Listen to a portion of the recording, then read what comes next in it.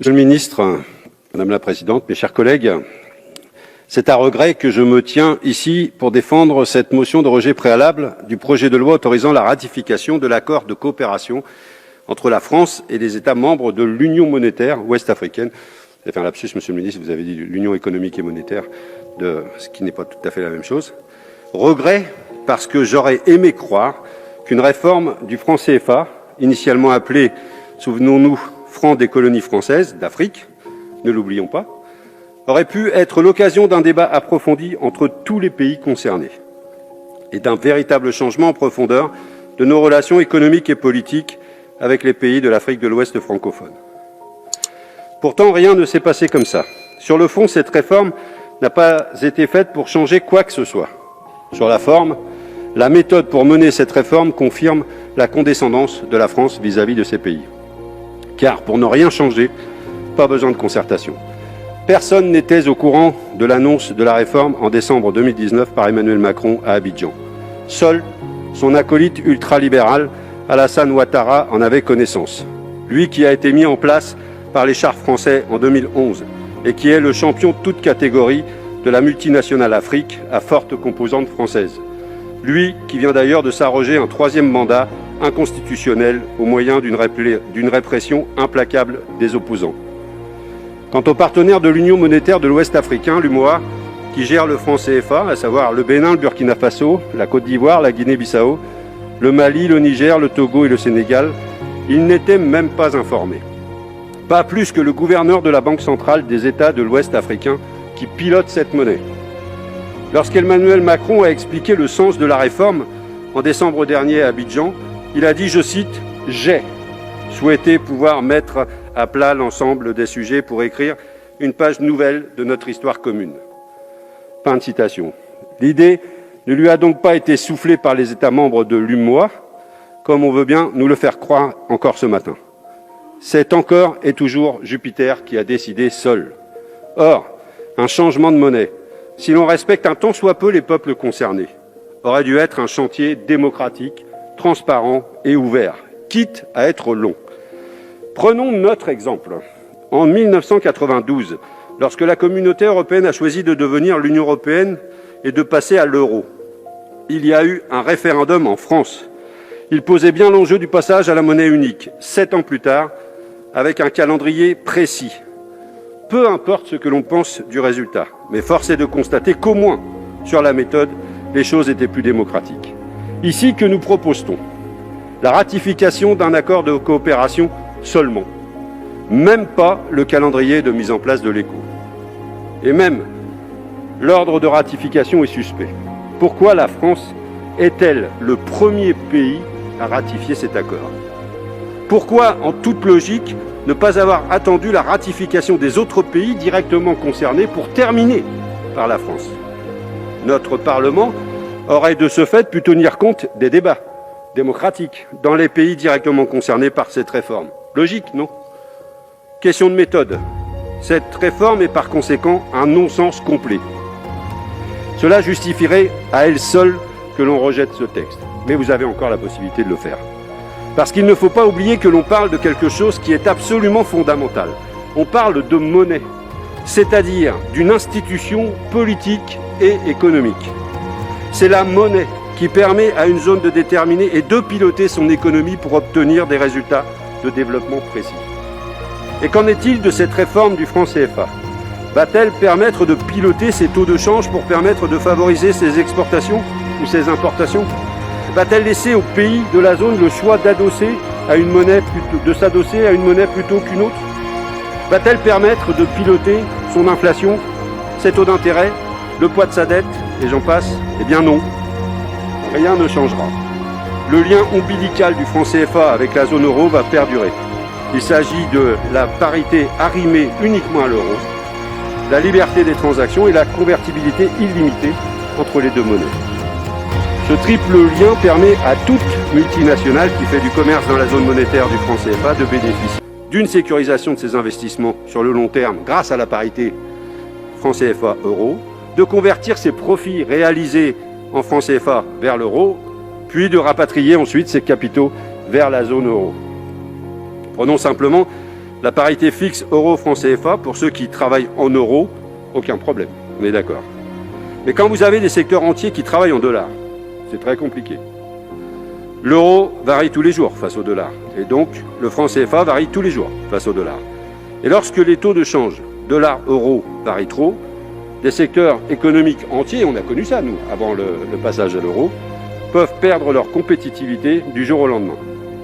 L'Agence française de développement avait d'ailleurs tiré la sonnette d'alarme il y a quelques années en indiquant que la parité fixe avait été l'un des principaux facteurs de l'effondrement du secteur du coton au Burkina Faso. Tenons les leçons d'histoire.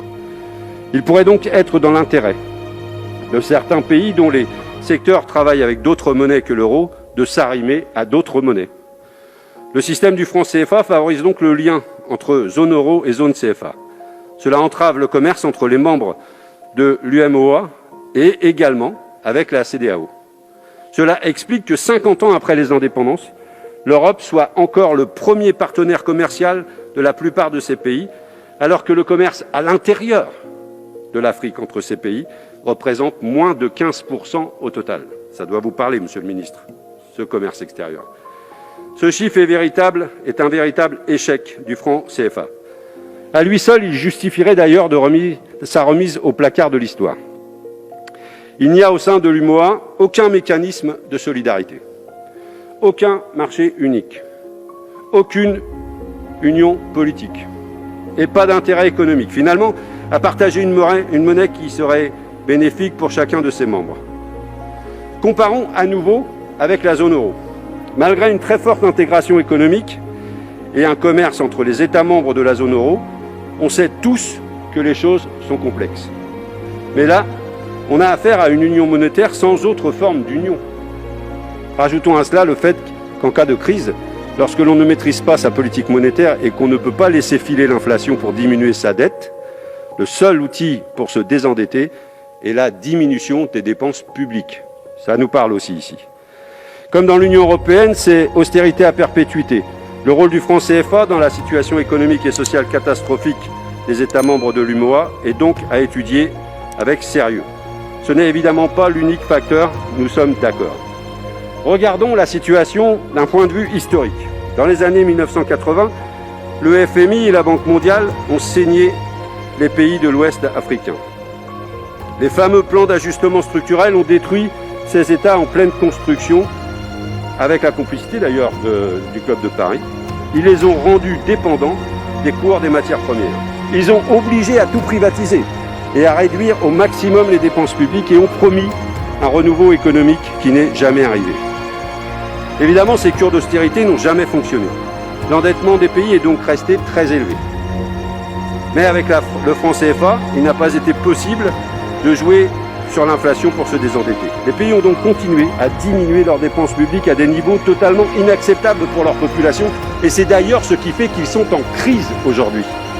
Des systèmes éducatifs totalement dégradés, des systèmes de santé inefficaces, des salaires des fonctionnaires si faibles qu'ils ne peuvent empêcher la corruption. Face à ces situations, l'aide publique au développement ne suffit pas à remonter la pente. Pauvreté, inégalité qui explose, chômage de masse, désespoir de millions de jeunes et exil contraint.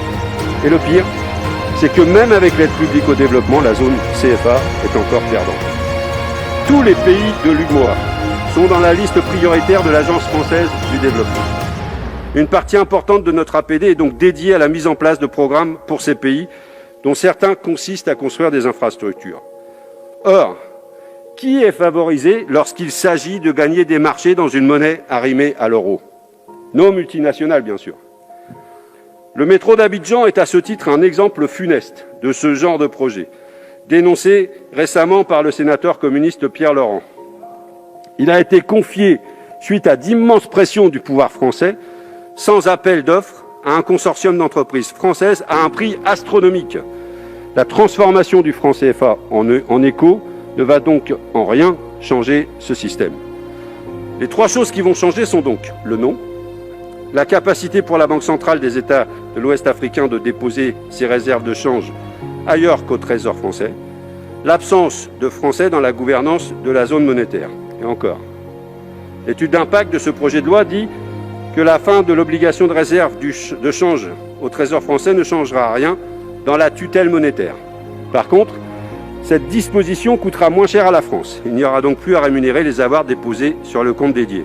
Voilà qui en dit long d'ailleurs sur l'état d'esprit de ses auteurs. Quant à l'absence de Français dans la gouvernance de la zone monétaire, elle est à nuancer si on lit attentivement l'article 4 du traité. Au sein du comité de politique monétaire de la Banque centrale des États d'Afrique de l'Ouest, une personnalité indépendante et qualifiée sera nommée par le Conseil des ministres de l'UMOA en concertation avec la France. Je ne reprendrai pas ici une petite interpellation de Roselyne Bachelot cette semaine.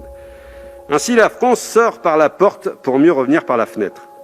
L'objectif de la France vis-à-vis de l'UMOA est clair, faire taire les critiques populaires sur le franc CFA par une réforme plus que minimaliste. Concernant le nom de cette nouvelle monnaie, c'est une tartufferie, comme j'en ai rarement vu. ECO est le nom du projet de monnaie unique de la communauté des États d'Afrique de l'Ouest. Une communauté économique qui englobe tous les États de l'Union monétaire ouest-africain, ainsi que le Cap-Vert, la Gambie, le Ghana, la Guinée, le Libéria, le Nigeria et la Sierra Leone. La CEDEAO, ou ECOWAS en anglais, avait choisi le diminutif de son acronyme anglais pour nom de sa future monnaie. Nous avons affaire ici à une OPA hostile sur l'écho de la CEDEAO. L'objectif de la France vis-à-vis de la CEDEAO est clair. Couper l'herbe sous le pied du projet monétaire de cette zone et imposer son écho comme un fait accompli pour étendre l'influence de sa monnaie à tous les États membres de la CEDEAO. Cet objectif est clairement énoncé dans le rapport de notre commission, je le cite à la page 22. Le fait que le changement de monnaie, seul d'un héritage controversé, est susceptible de générer une dynamique politique. Et je poursuis la citation, il peut permettre à d'autres pays aujourd'hui extérieurs à l'UMOA de rejoindre l'ECO. Mais cet objectif n'est pas du tout été apprécié par les pays concernés. Le Nigeria, poids lourd de la CEDEAO, a évoqué l'implosion de cette zone si la réforme du CFA était mise en place. Et plusieurs États ont condamné cette initiative très officiellement. Vouloir imposer cet écho à toute la CEDEAO est une stratégie très dangereuse. L'exécutif français prend ainsi le risque d'une crise diplomatique dans cette zone déjà en proie à de fortes tensions. L'objectif absolu dans la CEDEAO devrait plutôt être le renforcement des États, de leurs services publics, de leur économie. Seuls ces objectifs permettront d'offrir aux populations des perspectives de vie et de travail sur place. Et seul objectif pour lutter efficacement contre le terrorisme qui ronge toute cette zone.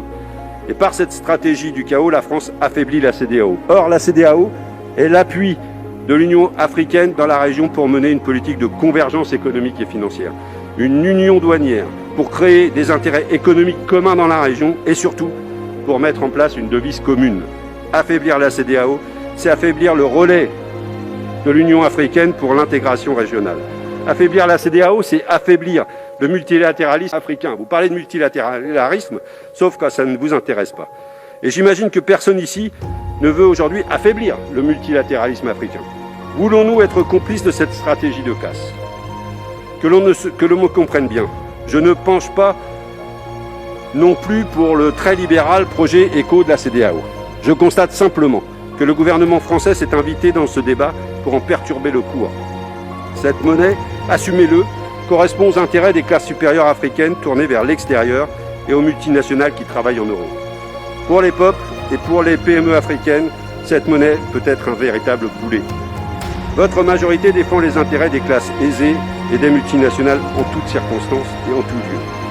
Nous, députés communistes, nous opposons à cette réforme précisément parce qu'en toutes circonstances et en tout lieu, nous défendons les plus précaires, les peuples. Et pour cela, il faut un véritable renouvellement. L'exécutif français ne doit pas imposer sa volonté en faisant pression sur des dirigeants africains. Ces pays sont indépendants et il est insultant à leur dicter leur politique monétaire et économique. Cela ne fait qu'alimenter le sentiment anti-français.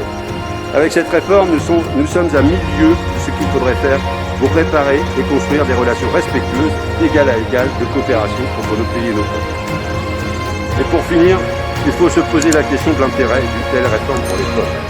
Eh bien, à l'occasion de ce travail, nous n'avons rien trouvé.